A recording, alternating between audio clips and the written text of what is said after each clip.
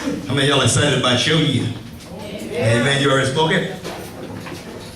We're gonna talk today from James, the first chapter.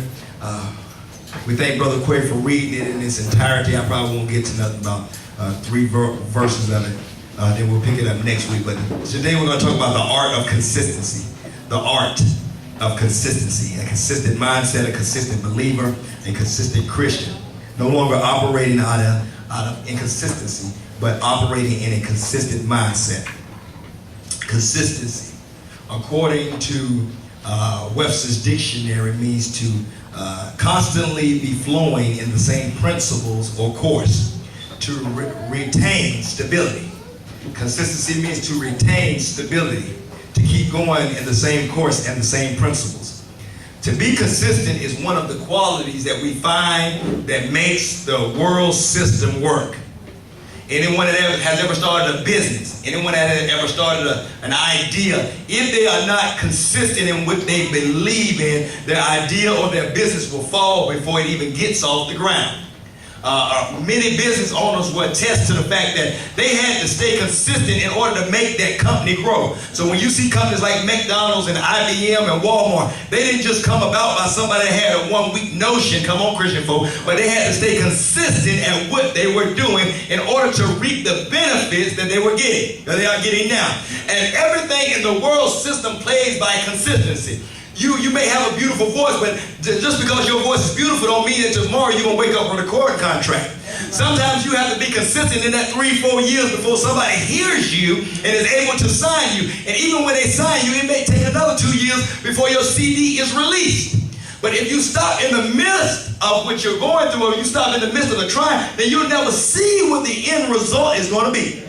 So if the world has already showed us that consistency works, how then do us as Christians not want to live a consistent life? We want to be consistent in everything but giving God glory.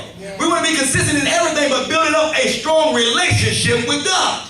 In fact, most of us in here, once the excitement is gone, or like B.B. King said, once the thrill is gone, we lose our mind. So then, if the world can capitalize off of consistency, why can't the church? Amen. Why are we not consistent in prayer? Why are we not consistent in fasting? Why are we not consistent in reading when we see that consistency works? If it didn't work, I wouldn't tell you. But if you already have seen it, if it worked in the life of Warren Buffett, if it worked in the life of Barack Obama, if it worked in the life of Bill Gates, then you who are the sons and daughters of a king, how much more would it work for you? Y'all don't want to say nothing here. How much more then are those who do not have a relationship being able to prosper because they didn't stop when the going got tough and they didn't make up excuses to fail, but they kept on going anyway? How many singers do you know piled up in one car just to make it to a concert, but they didn't stop just because they had that one car, but they pressed their way in the house? And now they're in private jets, in private planes. Why? Because they looked at the vision and they looked at their life and say, this is worth me going out. But we, the sons and daughters of God, got to be convinced to read our Bible.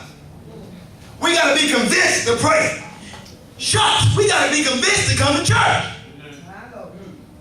And we wonder then why God is the world prospering and the church is not prospering, because the world has a consistent mindset.